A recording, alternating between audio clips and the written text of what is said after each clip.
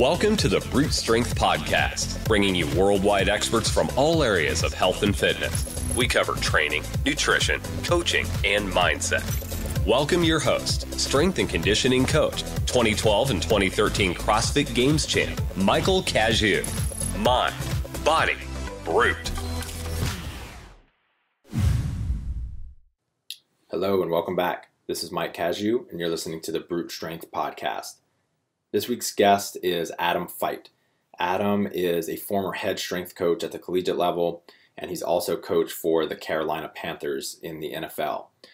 He's one of the head coaches and thought leaders at Precision Nutrition, which is one of the world leaders in nutrition, especially online, and he's currently a PhD student in sports psychology.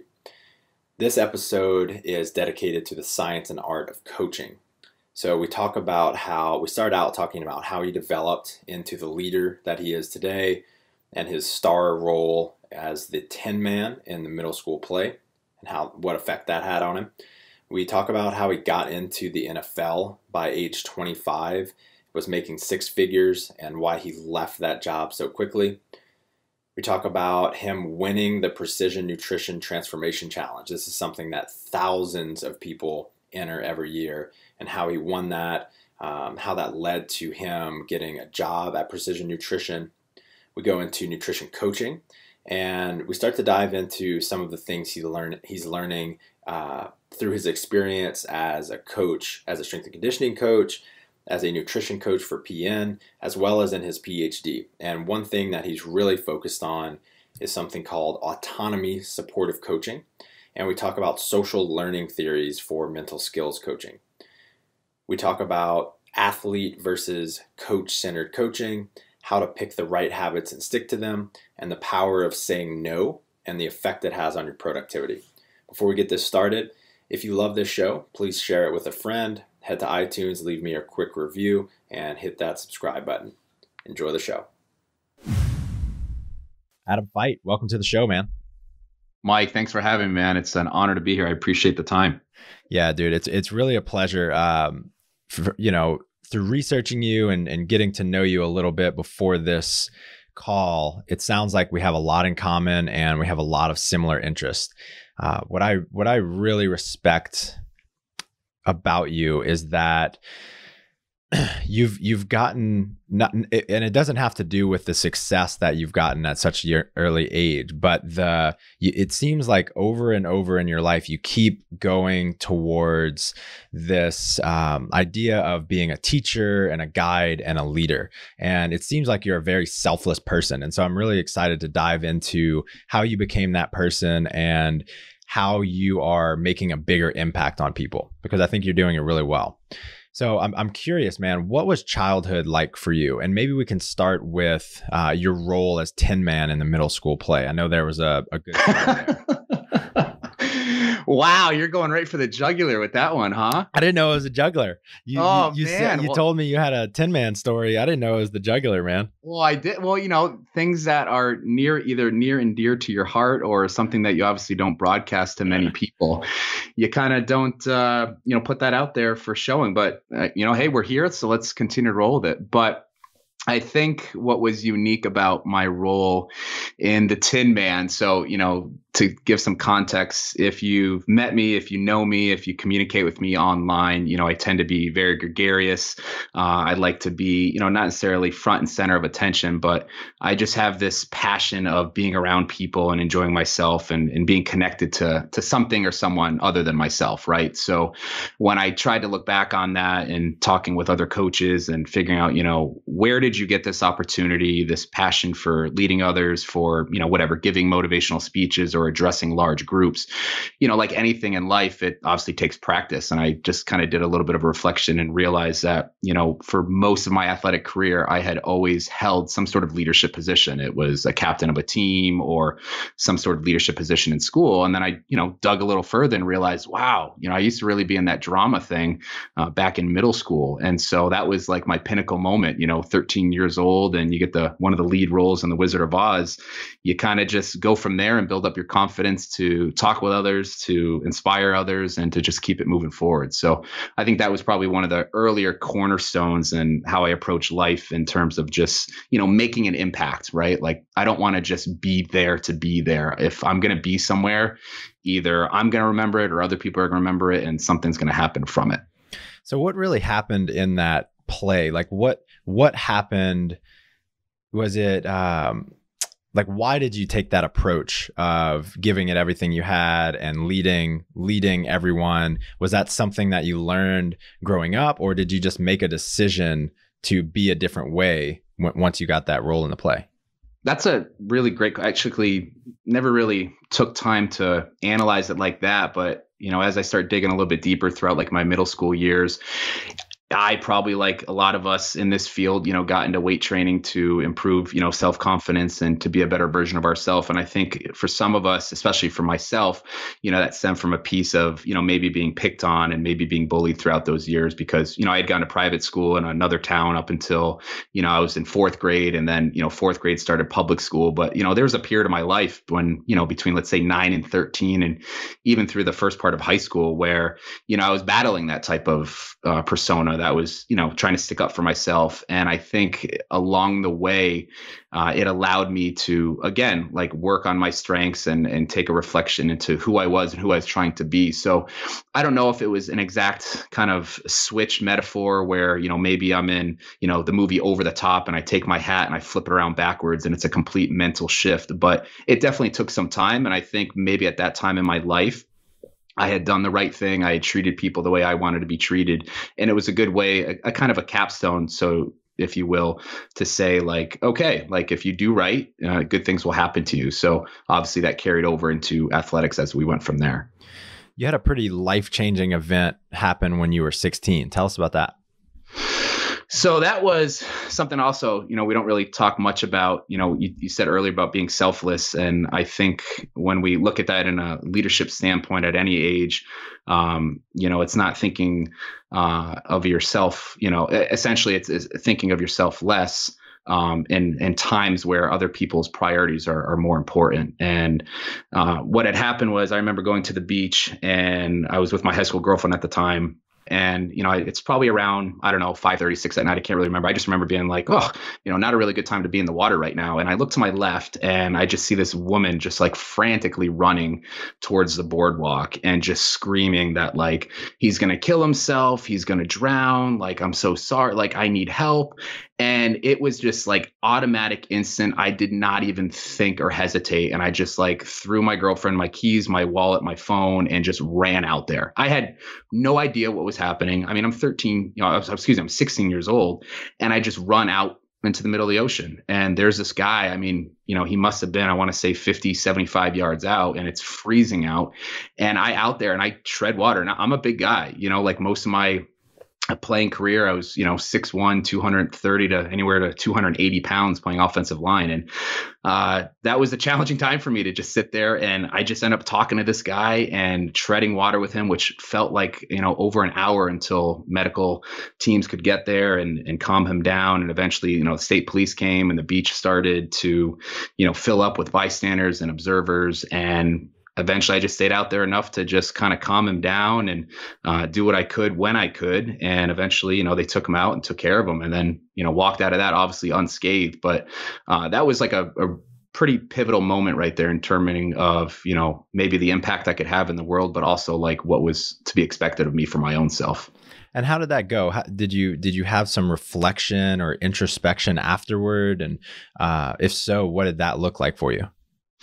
Yeah, I think, because 16 years old, I think, I was probably a junior in high school at the time. So obviously for any type of student or athlete, it's a time of transition. And, at that age, you're playing sports, you're trying to get ready for college, you're trying to figure out exactly what's going to happen in my future. Where am I going to go? What am I going to do? So I think it allowed me to just kind of put maybe one more peg, in the hole of determining, where do I want to go? Who do I want to be? But mostly, what's most most important to me? What are my values? And, that's something I've taken along with me through my career in coaching and becoming a spouse and becoming a parent and, running my own business and now going back to school. So I think it was just probably one of the beginning steps of figuring out the ultimate purpose and what that was going to play out to be as I continued on. Yeah, that's really interesting, man. I see you building confidence. You're building this sense of doing things that are greater than yourself, doing things that are outside of yourself. So it's interesting to see kind of where those roots come from. So what did you do after high school? So after high school, went into college like many people. Unfortunately, my senior year of athletics was not something I was very proud of. I actually broke my arm a week before our first game, senior captain of the football team. And just really at that age, like right now we're talking a lot about like athletic identity and, how we identify with the athletic self. And, things like injuries are huge and they just absolutely crush you. So I really had no idea what I was going to do. I credit my time actually on the sidelines with our athletic trainers and figuring out that, strength conditioning was the perfect avenue to blend, my passion for fitness and health and obviously improve sport performance and, working with others and trying to do that. So I actually lucked out. I grew up right outside of Springfield College in Springfield, Massachusetts, found out that was, at the time the best. And, I'm obviously biased, but currently still feel it's the best school for strength conditioning and just coaching in general.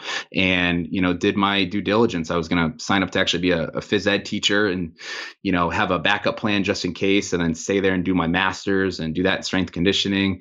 And I walked in during orientation and I'm like, phys ed is great, but that's not what my passion is going to be. So I transferred right into strength conditioning and did that, went to Springfield, got done in 3.5 years, played football there. We had some pretty good times there with our teammates and awards and obviously leaving an impact there for, they say tradition never graduates, and we just paid it forward and went on to coaching from there. So I think you had a head coaching job shortly after. Is that right? That was. So I graduated in 2006, walked in 2007, and I was a head coach by 2010. So at 24 years old, I became a head strength coach. So how did you get that credibility? Did you get credibility? You got to work for it. That's for sure. I think, we talk about in this field, he or she is going to be is a great up and coming young strength coach. And, actually one of my former teammates actually just got the head position with University of North Carolina. And I think that's what they're raving about right now. Like he is on his way, he's ready to go. But like anything, it takes time to build that. That's the competence piece. And that's, having confidence in yourself. But you've got to go through, the baptism by fire. You've got to go through the trials and tribulations of kind of messing up. And, we talk about like, well, that's not failing, that's the first attempt in learning. And I can assure you, when I was a head strength coach, I failed a lot. And I failed a lot before that when I was an assistant strength coach. And I failed a lot when I was an intern and a graduate assistant. And so, in terms of building credibility, I think like anything, it's surrounding yourself with great people. I don't, maybe it was Jim Rohn, but, they talk about, you're the average of the 5 people you spend the most time with. And when you're a strength conditioning coach, you're spending a lot of time with the coaches around you and your athletes. And so who you surround yourself with, the type of support that you have is really going to create and craft, who you want to be. And so I think a big piece of that is obviously, proper networking and finding mentors and people that not only believe in you, but also challenge you and that respect your challenges of them. Because I think, I firmly believe that mentoring is a two-way street. It's got to go in both directions. So then your next job is with Coach Joe Kenn, who, for those of you who don't know Coach Kenn, he is one of the best strength and conditioning coaches of all time. He's the creator of the tier system. Adam and I were talking about him before the show, and that the tier system book was one of the first strength and conditioning books I ever read. And I was very fortunate to come across it so early in my career. What was the story there? How did you get connected? How did that all take place? So like, Mike, I think a lot of the connections you make in coaching are the results of building great relationships, right? And staying in touch with people and finding those connectors that, can really bridge those gaps between I want to meet him or her to I'm working with him or her. And that's, pretty much exactly how it happened with House. I was a student at Springfield College, and Leanne Blinn, who at the time was working down the road, I believe it was at Franklin. She may have been an athletic trainer and strength coach down the road. But anyway, she used to work with House. She did an in-service on strongman training at Springfield College. And she had talked about how she worked at Arizona State. And I was already kind of looking for like another internship. And I said, I'd really love to get out there. And, she kind of talked to me about what to do in terms of like the video, because in coaching, you have to, submit a video of yourself doing a movement or coaching a movement. And I look back on that, and it was absolutely atrocious, but I hope nobody ever sees that. What was the movement? I think I was explaining the push jerk and the back squat, and, like a typical undergrad, you're just trying to get everything like anatomically correct. So, you're talking about, position the bar and the clavicles and, ripping off all these anatomical terms that, if you would use in coaching today, you would just get eaten alive. Right. So I made some connections with her. Exactly. Right. Like keep it short, keep it simple, like make sure you're cueing the right way.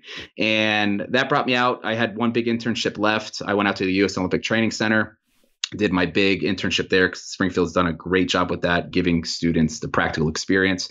And that's where I touched base with Jared Rome, who was one of House's, all-time greatest athletes at Boise, and, just making connections with him. And obviously for him, House being the best strength coach he'd ever had, working with him, you build up that social credibility with the people that you coach. You coach the way that they should be coached, and they're going to carry that forward. So, it really takes a village to raise a person's level of, we go back to competence, but, when you surround yourself around great people, they give you that.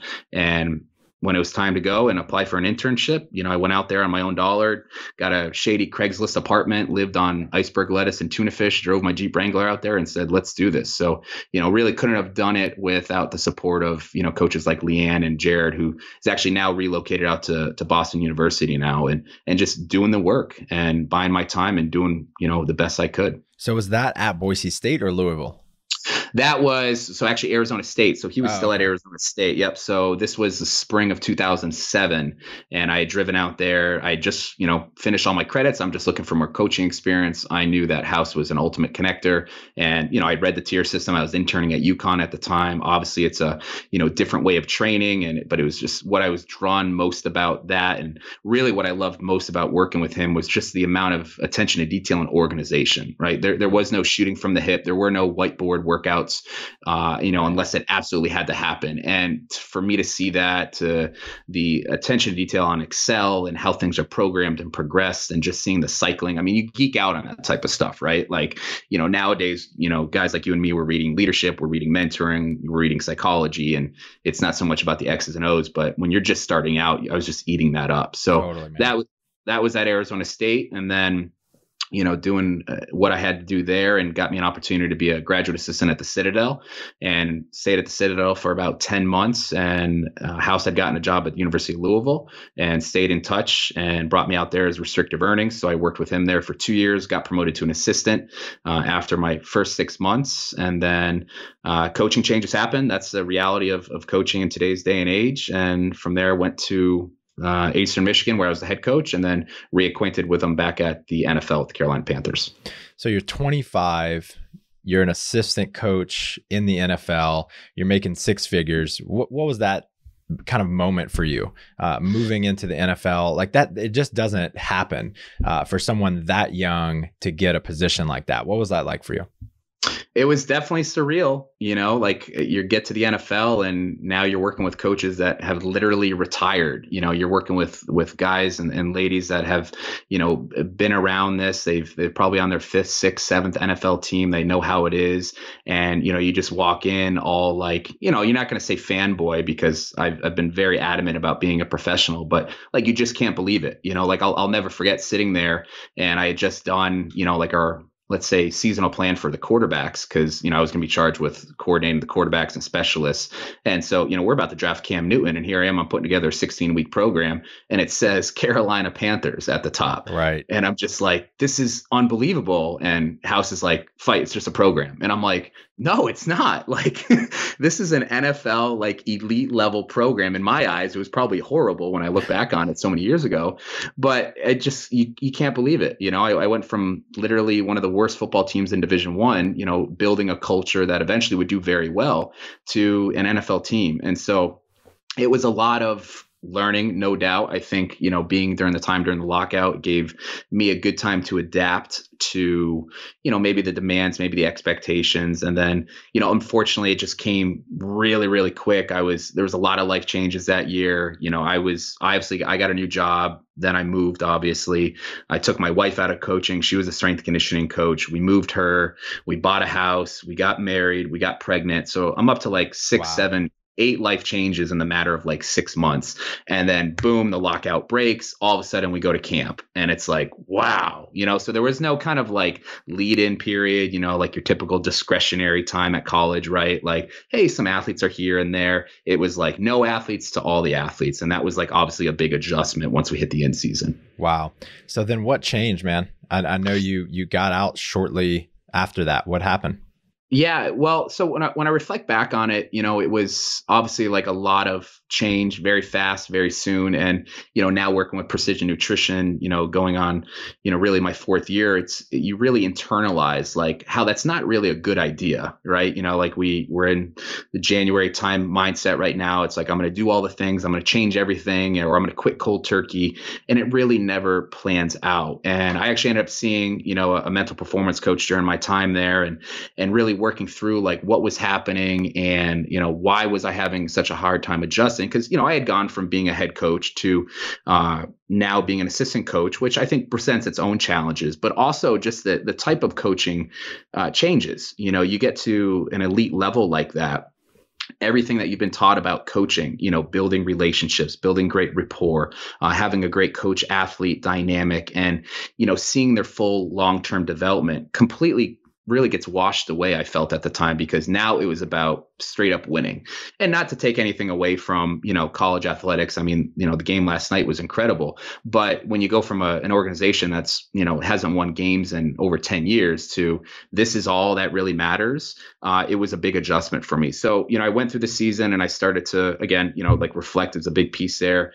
And again, a lot of things were happening. And I just realized like towards the end of the season, maybe this isn't, my pinnacle of coaching. Maybe it is back into college and, spending time with those kids when they're 18, 19 years old, and not necessarily looking at who they are now, but, who they're going to become under my tutelage and my training and my staff's mentoring. And I think that was a big piece that I was missing. And so, I had a lot of options. I wanted to get back into college. I interviewed for a few jobs. I'd gotten a position offered, which would have been sweet, out in the Midwest. There was going to be a position offered for my wife as well. So I was going to work with football. She was going to work in Olympic sports. And it was just like it was at the University of Louisville. It would have been fantastic. But, a week earlier, I had caught the eye of a private performance center opening up in New Jersey that, needed a business partner and a director and somebody to kind of drive the ship. And New Jersey was the closest that we had ever been to Massachusetts, where we were both from. And soon as I say home to, a pregnant wife, that calls out pretty high. Yeah. So I said, you know what? Hey, we've done everything under the sun. We've coached at every division. This is the only thing we haven't done yet. If it doesn't work, it doesn't work, but at least we're going to go out and give it a shot. And that actually ended up being the best years of my coaching career, helping run Reach Your Potential training out in New Jersey. Mm-hmm. So how did you eventually find precision nutrition, and tell us the story of competing in the big competition? So I found PN originally when I was doing my internship back at the Olympic Training Center. So this was, let's say, summer 2006. The Canadian bobsleigh team had come down, I believe, or maybe it was our American bobsleigh team had come down, had done a clinic, and I think they had just gotten out of like a talk from this guy named John Berardi, and how he's got this new system. And, back then I think it was like the Get Shredded diet was like very popular on T Nation. And, I'd read some of the things. And so I bought the binder. binder. I was a broke college student, put in $100 and, got this binder of like the 10 healthy habits. Right. So, looking back on it, it's pretty self-explanatory, right? Like try to eat every 3 to 4 hours, whole foods and protein at every time you eat, and save carbs for after you work out. And I was an offensive lineman. I was weighing in close to 280. And I said, all right, I'm going to finish off this last year and I'll do the program when I'm done. And so went back to school, graduated. And then I was like, all right, I'm going to start coaching and I'm going to apply this PN system. So long story short, I do the program, I lose like 60 pounds. I finally weigh like 220. I'm feeling great. Like this is like the coach Feit, right. mindset. I'm like, this is a new person. And I just kind of stay in touch with it. I follow PN as it grows. I ended up meeting, JB at a clinic in, I think it was Indianapolis. It may have been the coaches conference. And I literally waited to the end. He was talking about something and I went up to him at the end of the talk, when you try and grab the speaker right before they leave, right. And was just like, hey, I'm Adam Feit. I just want to let you know that I really appreciate what your program did for me. I've lost X amount of pounds. I use it with college athletes right now. I just want to really thank you. And I told there's probably like 50 people around me. I'm like, his stuff is amazing. Like, it's great. So we ended up just start talking in the lobby and we just kind of stayed in touch. And I was coaching at Louisville and I was bouncing some ideas off of him. And then, that was pretty much the gist of it. And, I wasn't afraid to shoot him an email once in a while and had talked to him during my time in the NFL. He told me that, the company was growing and I got to Ripped and realized that like, hey, I could probably do a little bit of a tune up here and, put my money where my mouth was. Signed up to be a client, did everything that they asked, like the first time they did, transformed my mind, my body. And that led me to the certification program with the level 2 program. So I do that for a year. And then, like anything else I try and do, if I'm going to do it, I'm going to do it to the best of my ability. And long story short, it turns into a job offer at the end. So been there ever since. What do you think it is about nutrition coaching that was interesting to you that you didn't get in strength and conditioning? What I found, well, I should say this. That's a really good question, Mike. I should say the way that PN coaches, because I think in our industry, we still see a lot of this, do this, don't do this, limit this, avoid this. It's very coach directed, right? Even with our workouts, like I learned that in strength conditioning was you're not allowing any autonomy. You're not really allowing choice, especially in a team atmosphere, right? Like you're not going to get up on the grease board and be like, all right, so what do you guys want to do today? Right? Like you're planning your microcycles, you're planning your macros, and you're looking at your intensities and whatnot. And when I found PN, I realized that, hey, as much power as they, like the coaches and the organization have, everything is being driven by the client.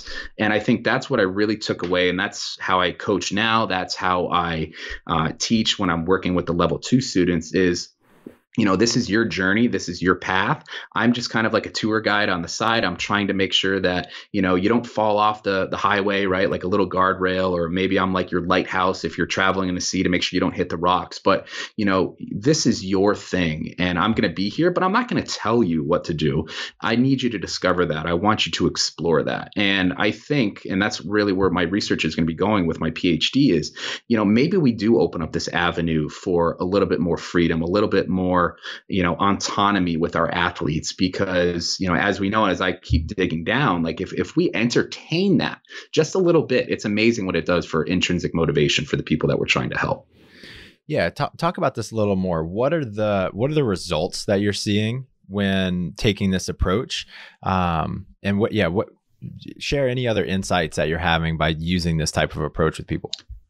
So, it's obviously still in the early stages, but, a big driver of my research is, how can we use what's called this autonomy supportive coaching? And, in the PN methodology, essentially, we're going to provide lessons, we're going to provide opportunities and habits and lessons for, our clients to, be in tune with themselves, to learn more about their process, to really do a deep dive into why they're making these decisions. And, what I've learned, even working with athletes is that, hey, some athletes and some clients are going to do very well with just tell me what to do, coach. Tell me how many macros I want. Tell me, what I have to eat at what times.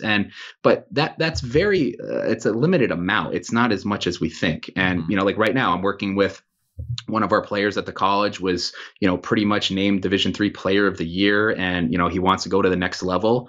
And I said, well, how do you want to do this? He goes, I just tell me exactly what I should be eating, when I should be eating, and I will do it. And I said, okay. So I think a big piece of that is being what we call client-centered, or how I use it is athlete-centered. And when we look at autonomy supportive coaching, there's 7 like main characteristics that really come into play here. So, number one is obviously providing choice. Is how can I get athletes to make decisions about, some aspects of the training plan or the nutrition plan, entertaining the idea that, I hear you, I'm listening to you, and I respect what you have to say. It's not this whole, coaching hard ass approach where it's just like, this is the way it's going to be done. And I did that early. And I think a lot of coaches did, especially in strength and conditioning, because we have this issue with egos and we have to exert our control. Right. And so, it starts with choice. Can I ask you a question on that? Sure. Yeah, go ahead. How do you go about doing that remotely? Like when you're not with someone in person, how do you convey that respect, and how do you give them the space to start to make their own decisions like that? When you coach remotely, I think obviously we can do it in a variety of ways, right? So like we're on a chat right now, we're talking, a lot of our coaching happens in message format. So by not being very closed-ended with our responses and opening up this idea of, open-ended questioning and doing some things like motivational interviewing, we're setting the table, and, we're essentially like, we can set the buffet. Like I talk about that with my athletes. It's like, hey, I've got a couple options. I think, based on my experience on what could really work here, how about we talk about these together? And then you decide based on, how ready you are, how willing you are, and what your ability is right now on where we should go right here. And hey, if you want to go try this out, cool. It's going to give us great data. It's going to give us good experience. And then we're going to be able to learn from that. So, obviously that's a cornerstone of what we do at PN, is using these outcome-based decision-making tactics. But, again, not many of our clients and coaches they're going to want direct detail and, authority. They want to have a choice in that. Does that make sense? Absolutely. So, messaging obviously helps, because I can just float a message over and say, hey, I hear you, I'm understanding you, or this is what I understand. And, am I getting this correct? Based off what we're talking about, I can see this going a variety of ways, but I'm interested in hearing what you have to say or you're thinking. If we have to hop on a call, we do. And then we let them choose that. We give them the space to think about that, because I think for us as coaches, it's very hard to listen, because like, what do coaches do? We're charged with correcting, right? Somebody is paying us to help them. And if we know what should be done to help them, we want to hop in, right? It's just natural, right? Like if you see a kid failing in the squat rack, you're going to jump in and tell them to dump it, or, try and pick it up, or whatever it may be. And so, coaching and teaching online is no different. We can't rush to solve the issue for them, because like I tell my students and athletes, like I won't be there with you on the other side of the sideline. Right. I won't be there sitting next to you. Like I hired a tutor to help me study for my comprehensive exam. And, she was very good about giving me the space and acknowledging the bright spots, but she was not giving me any answers, because guess what? In a 6-hour exam, she's not sitting there next to me. Right. So I think that really ties into that. You have to make sure that you allow enough space there to move forward, especially when you're trying to give them space.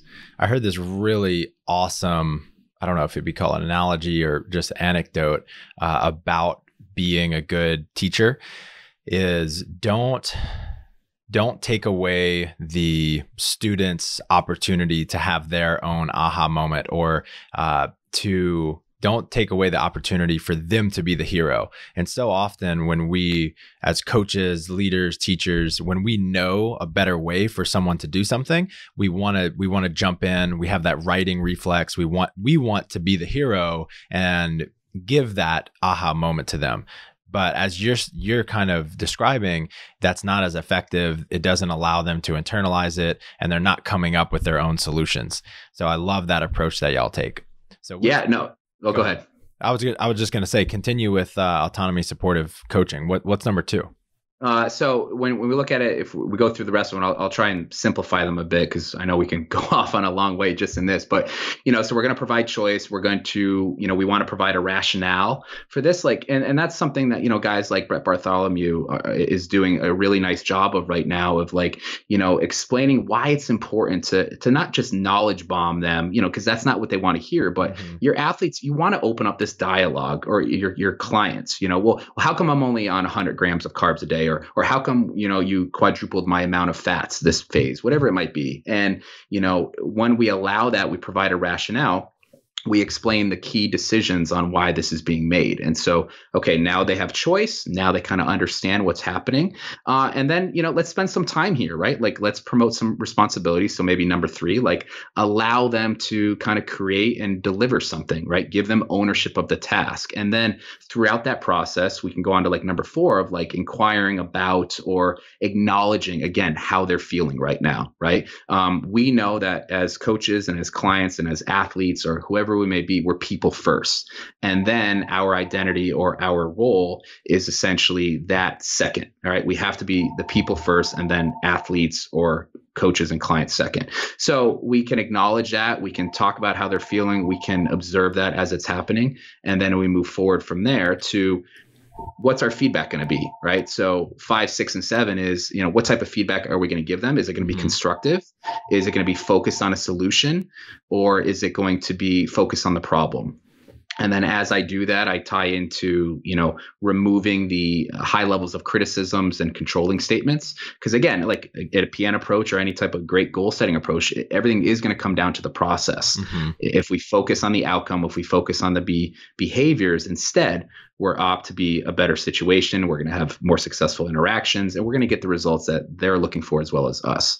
And then the last part would be number 7 is, how can I limit the ego involvement, right? Like, how can I encourage my clients and athletes to improve their own performance, to, like you talked about, that aha moment, and avoid like the social comparisons. And I think we see that all the time, with the fitness industry, or, we're looking at, people are setting their times on their PRs, or they go to a meet and, I'm not better here. It's like, let's limit that and let's focus on what is within our control, and we can make the most of that.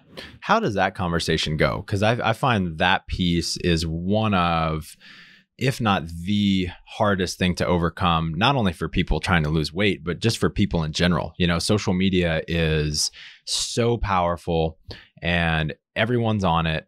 What's the conversation sound like where you're helping people through that?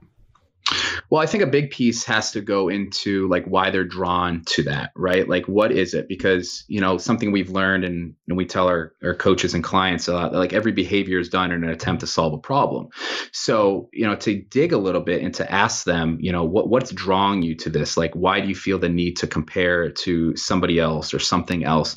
I think it can open up this dialogue of exploration, which, what I found, goes into self-talk, right? So maybe they're telling themselves this story that they are not good enough, or that they had maybe a successful moment, and then now they get it compared to somebody else and they feel like inadequate, or maybe they're suffering this imposter syndrome as we see it, where, we get the educations, we get the degrees, or we get the experience, and then we still feel at the end of the day like I can't help people.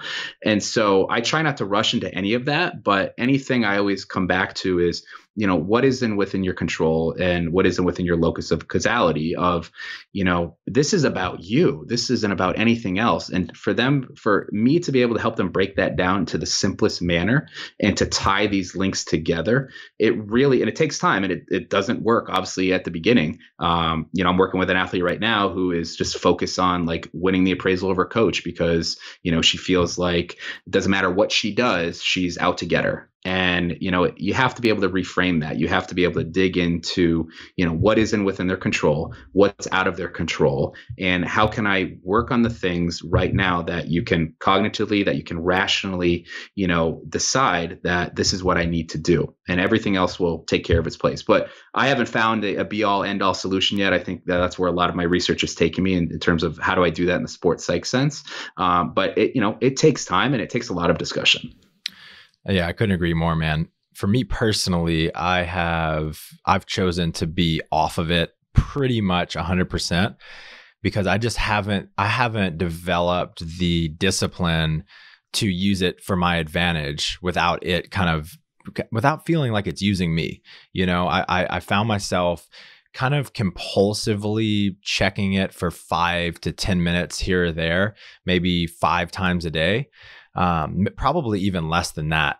So I wasn't spending an enormous amount of time, especially when you compare it to the rest of society, but I was picking it up at times that I was starting to get into like some deep work, starting to get, or maybe I was bored, and I found over and over and over, pretty much every time I would get off of social media, like use it for a few minutes and then get off of it. I never felt a positive feeling unless I had posted something and I was getting a ton of likes or comments or whatever.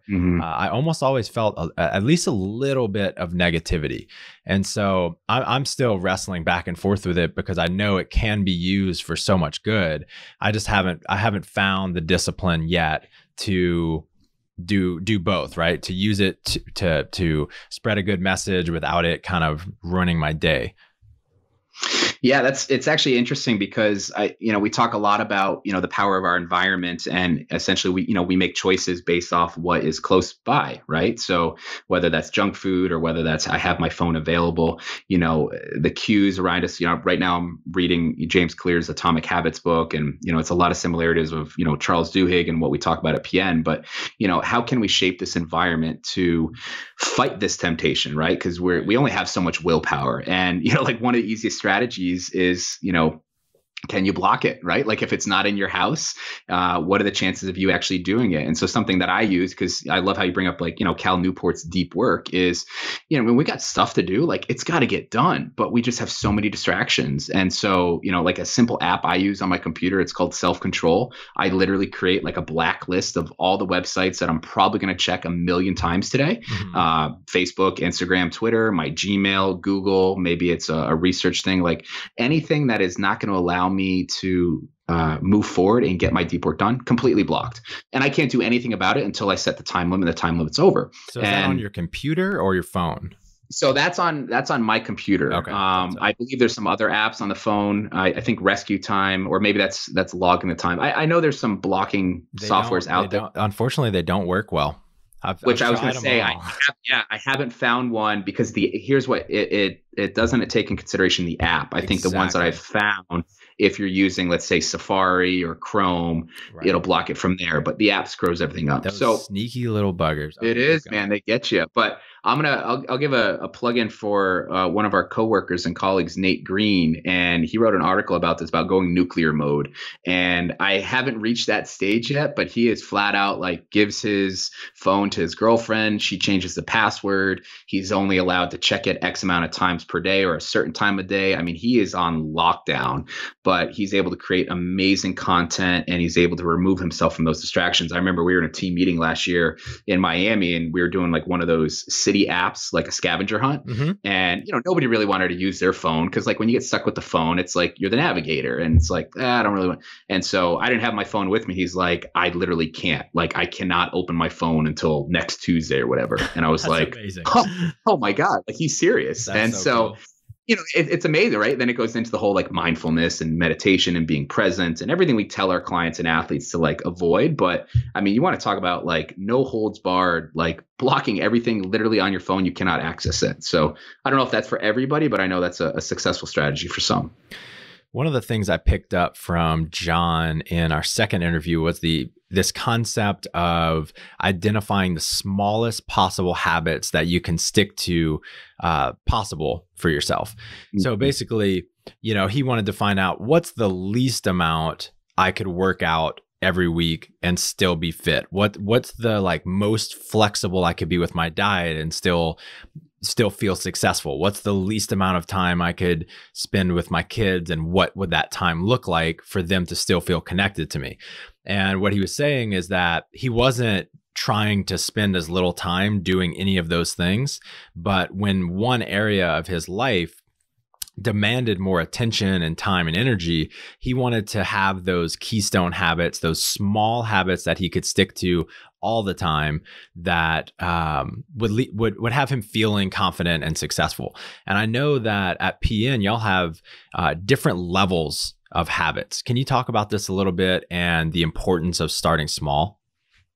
Yeah, well, I mean, you really hit the nail on the head in terms of, we talk about, is it a low hanging fruit or is it going to be what we call like the big kahuna, right? So we're always looking for log jams. And when we're working with habit development, and James Clear talks about this a lot, I think from the research of BJ Fogg, but this idea of habit stacking, right? And so what a lot of people want to do is they want to remove all the bad things, right? So maybe they're drinking too much, maybe they're eating too much, maybe they're not exercising enough.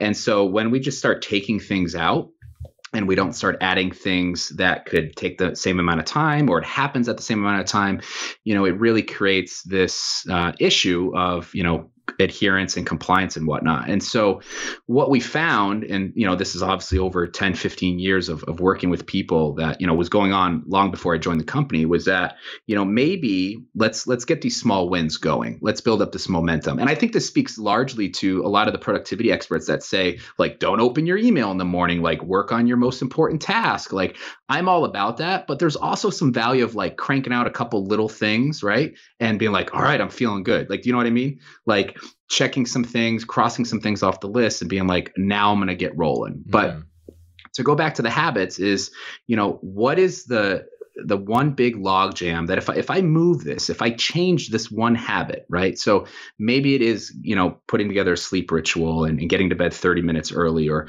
maybe it's drinking water before every meal, or, our anchor habits of eating slowly and eating to 80% full.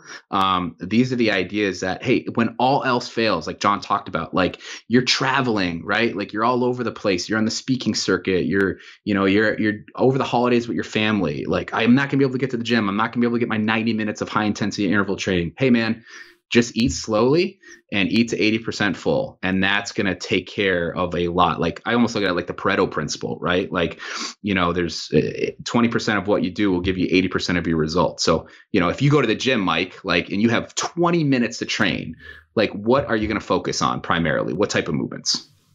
Squat, deadlift, some kind of pulling, and a conditioning piece. There you go, right? Like we're not focused on like ant-tib, like raises and, lunges and three-dimensional planes. Like, what's our multi-joint? What's our ground base? What's our three-dimensional movements? And so if we look at that in habit development, do we have these anchor habits? And do we have stretch habits, right? Like we've got some habits in our program, especially in coaching, like, don't drink, calorie containing beverages. Mm-hmm. And all right, so, hey, we're looking at water, we're looking at seltzer water, for some of our clients, it might be diet soda. And a lot of these times it's like, hey, I can't do this forever. And it's like, hey, we don't want you to do that forever, but we want you to go through this, stretch habit of thinking, what does it feel like? How do you feel? And chances are, can you get away with doing it for longer than you think? Another one is eating whole foods only, that's easy. I can do that all the time. Just try and do it for 2 weeks. Like literally try and not eat anything that has been processed. And so all of a sudden you're looking at food and it's like, ooh, this is going to be a little bit more challenging than I thought. Right. So I think, any great coach is going to look at, do I want to change the biggest thing right now? Are they ready to do it? Are they willing? Do they have the ability to do it? Or should I just focus on one little thing? Let's get some momentum going and let's maybe even habit stack it. Right. Mm-hmm. So, the example I always use, like I hate supplements. Like I suck at them. Like I don't take the pills. I don't take the powders, buying the German creatine or the fish oil and the multivitamin and all this stuff. I'm just like, I just forget. And I learned early on, I'm like, well, one thing I always have to do is I've got to brush my teeth. Like I can't get into bed without my wife being like, did you brush your teeth? Right. So way earlier behind that, I'm like, all right, I'm always brushing my teeth. So if I stack this habit that I am completely automatic about, and I put my, multivitamin right there, I put my fish oil, I put my vitamin D there, I'm going to take it. I'm crafting my environment. So there are a lot of strategies. Everybody's different, but a lot of what we've seen over the years is, take it slow, make it streamlined, keep this sustainable, because a lot of us can just go all in, all gas, no brakes, crush it for 6-week challenge, 8-week challenge, 12-week challenge, put a newspaper in your left hand, 12 weeks later, take another picture, right? But what are you going to be like after that, a year later? Mm-hmm. And so I think it's really finding that balance between what's best for the client now, as well as what's going to be best for them in the long term. What I love about that approach is that when you start super small and you just do one habit at a time, pretty quickly that habit just becomes automatic and it just becomes kind of a part of who you are. Then you add the next one and it's not that much more difficult. If you do that, let's say you do one habit for 30 days and you do that for a year, you're an entirely new person, right? You're a much more high performing person. And if you would have done all of those 12 at once, then 90+% of people are going to do really well for 4, 6, 8 weeks. And then they're just going to fall apart because it's just too much to hold on to, right? It takes too much willpower to stick to, and it's stressful. But if you just do one at a time, then you can add these automatic behaviors. Yeah. And I think what's really great there too is you give yourself these checkpoints, right? And so, that's the foundation of our coaching approach is how's that working for you? But if you're changing everything at once, and, this is maybe tying in a little bit of like the research and scientific method that I'm like, trying to re-understand from like 5th grade, right? It's like, if you're changing all these things and then it didn't work, well, what was it that wasn't working? Because then that starts cascading on top of each other. Well, I was going to the gym 5 days a week and I just stopped going. Well, did you stop going because your workouts were too long? Were you going too early? Were you not packing food? Like, were you not showering? Did you feel stressed? Like, there's a lot of things that tie in there. And just by being like, you know what? I'm going to find something that on a scale of 1 to 10, I'm going to be like a 9 or above. Like, I got this. I'm going to smash this. And I tell my athletes, like, I guess I'll ask you, like, what are the first 3 things you do when you wake up in the morning, Mike? You literally wake up, eyes, rub the eyes. What happens next? Yeah, I take a cold shower. I brush my teeth. I take my supplements. I brush my teeth.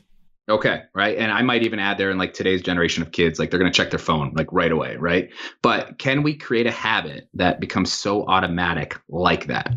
Because you're going to get up, you're going to brush your teeth, you're going to take a shower, and you're going to take your supplements or you're going to check your phone.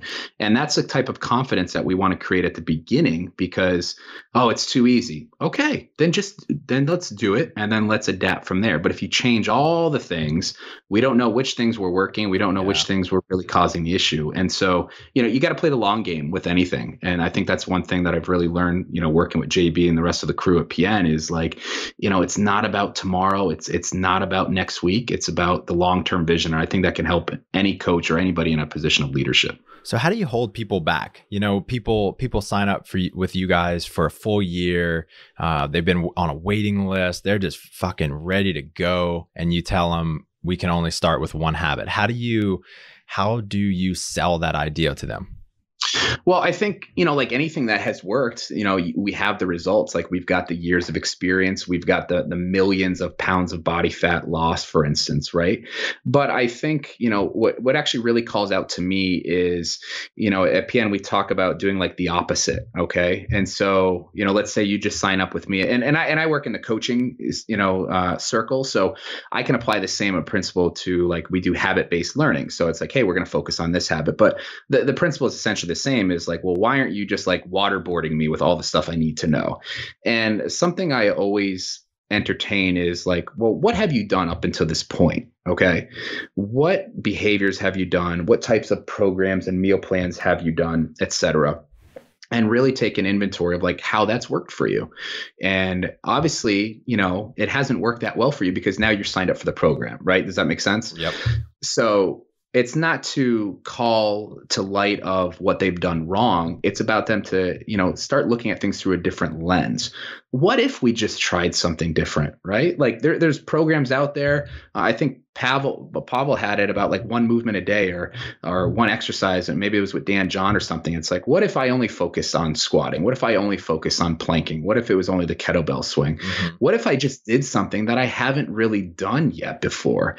And obviously, getting them to buy into that does take time, especially if you don't really hear of a company like PN or, you don't know the coaches and, well, I've always done it this way. It really creates a great opportunity for the coaches to just do some exploration and to figure out exactly like what is going to make them tick. And I think, we have exercises like the 5 whys where we try to dig a little deeper into terms of like, what is their ultimate intrinsic motivation? And it just really comes down to of like, okay, this is what we're going to do.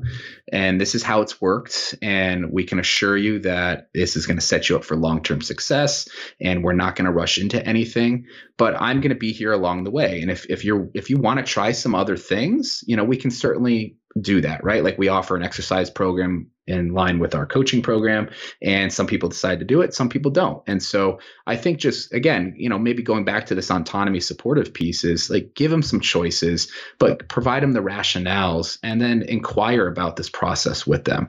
It's not a, wham, bam, here you go, this is how it is, but, you're going to get some resistance. And I think, using some techniques, we call it like, bringing the boats alongside where, they're doing things one way and this other thing is in conflict with what they were doing prior. How can we match that together? I think it opens up a really nice opportunity for coaches to, not prove themselves, but to help them get closer to where they want to be.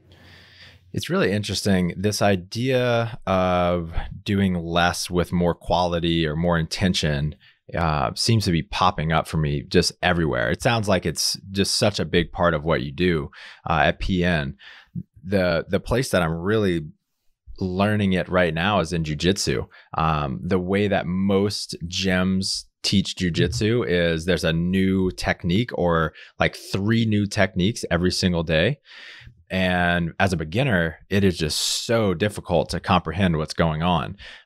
Through some of the research I've done from some of the older masters, I think Marcelo Garcia might be one of them that says, rather than going an inch deep and a mile wide, go a mile deep and an inch wide. And it's that piece resonates so much in just rather than trying to do a million things at once, do one thing with as much efficiency and effectiveness as possible, and then build from there, build a solid foundation from there. Absolutely. And I use, I can build on that using the quote, maybe it was Bruce Lee or maybe not, but, the whole, don't fear the man with 1,000 moves, fear the man with one move done 1,000 times. Right. And so, that just comes down to repetition. That comes down with the confidence. That comes down with like being in tune with what you're doing, who you are, and what it means for you. And so, yeah, whether it's a mile here or a mile there, we got to understand, like, what are you anchoring down with? That's what's going to happen. So I want to finish with a quote that I either found on your blog or you might have sent me, and it's a Steve Jobs quote. Deciding what not to do is as important as deciding what to do.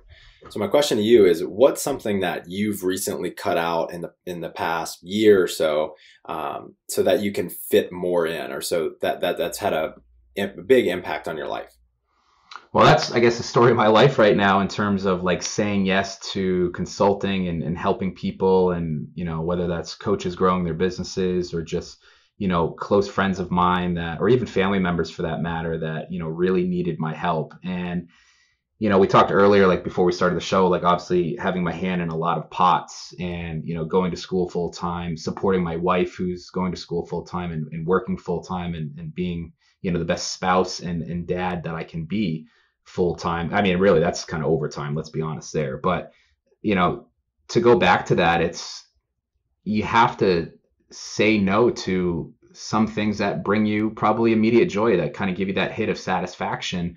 So you can play that long game. And I know, especially this past month, like, I had to say no to events with, people I really enjoyed spending time with, or I had to say no to opportunities that could, possibly help my career, maybe another line item on my CV or resume, or, even speaking opportunities. Like, I love getting out there and spreading the good word of PN. I love talking about leadership development. I love talking about programming. And so it may seem great, like it's a nice little escape, but if that takes away from the main thing, then, then I'm in trouble. And we say that a lot in coaching, like, we got to keep the main thing. And for me right now, like, those are my main priorities. It's, I've got a degree that I'm going to conquer. I've got a great opportunity to support my family and be the best dad I can be during this age, because it's going to happen. They're going to grow. They're going to move on. And, I'm going to miss out on that. And so I think to kind of tie everything back in is, we've got to take the time to take stock into, is this truly bringing me value? Is it giving me joy, or is it just providing some sort of relief? And it's easy for us to do things that make us feel good and to shy away from things that challenge us, that stretch us, that grow us, because it maybe doesn't feel good. I can tell you that going back to school after being out for 10 years does not feel good. But I know that's a main thing right now. And with that, I rely back on that. What's my most important thing? And so, I keep a list of that. And if that's family and school and that's work, I've got to see, where does this take away from? And if it, challenges that, and that's something JB has taught me. He's the expert at it, I think, in terms of where does this fall into my most important tasks and priorities, then, we got to have that discussion. Badass, man. Adam, you are the man. I appreciate you. What do you want people to be aware of? What are you working on? And where can they find out more about you? Well, Mike, I want to throw it right back at you, man. I appreciate this opportunity. And I think I said it earlier, having some great questions to build off of. This was one of the more unique, and I really mean it, the best opportunity I had to talk with somebody, because it wasn't just, X's and O's. So I want to thank you for that. But absolutely. In terms of what I'm fired up about, man, I am, halfway through my degree right now and looking forward to, changing the game with coaching in terms of mental skills. And I think we're at a unique place in society right now where, there's been a lot of talk about mental health, and I still think there is a stigma attached to that. I think a lot of people, athletes and coaches included, look at that in terms of you're mentally soft, you're weak, or you're depressed. And when I look at sports psychology, now that I'm going through it myself as a practitioner, there's so much more to that. And so I'm hoping to do with my research in the next 18 months or so is really put together a framework of coaching to coach other coaches on how they can deliver that to their athletes and to their clients in a manner that is going to improve their mental performance. And so, you probably won't hear much from me. I've actually, calmed down a bit on social media, but, I'm on Instagram, Twitter, and Facebook, and, but, taking care of the main things right now. But I'm excited to, get this work out into the world and change some lives. That's what it's all about. Excellent. Thank you, Adam. Thank you, Mike. Take care. Hey guys, I get asked a lot what our most downloaded podcasts are, because we have almost 200 shows recorded, and people don't want to take the time to sift through and find the best ones. They want to know what's the best one in X, Y, or Z category. And so what I did is created a little document of the top 5 most downloaded shows, and we put a little write-up with each one of them. So each one of them comes with a high-level overview of what the show is about, as well as some of the biggest actionable items, like the biggest takeaways from each show. And you can get free access to this by going to brutestrengthtraining.com/TOP5. That's top 5. brutestrengthtraining.com/top 5. So it's the top 5 most downloaded podcast, as well as the biggest takeaways for each. Enjoy. This episode is finished, but your training journey continues. Head over to brutestrengthtraining.com/SSW and grab your free pack of 32 accessory workouts that you can incorporate into your training and start improving your strength immediately. That's brutestrengthtraining.com/SSW.